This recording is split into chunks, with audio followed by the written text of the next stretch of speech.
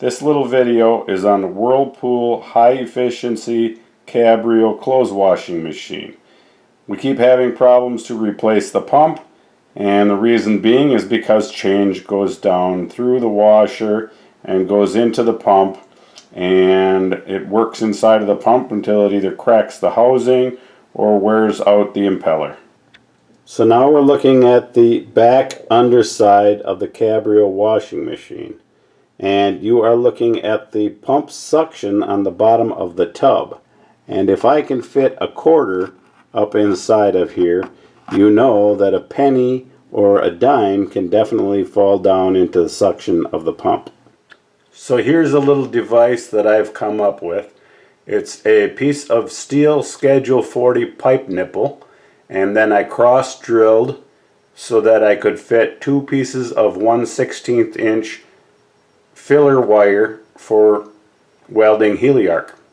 And now if this slides inside of the hose that goes down to the pump suction, it will not allow even a dime to go through.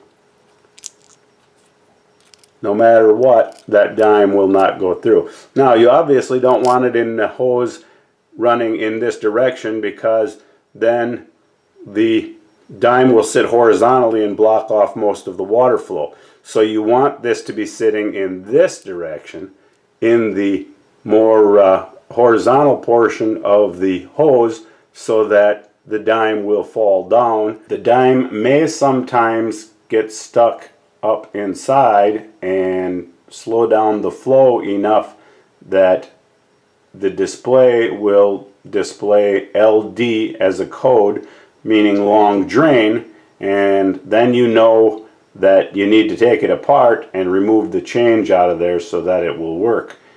But at least with this method, it will not wreck your pump. Here is the drain pump for the cabrio washing machine, and this being the suction is where the hose connects, and this Schedule 40 nipple will not go inside of this pump suction.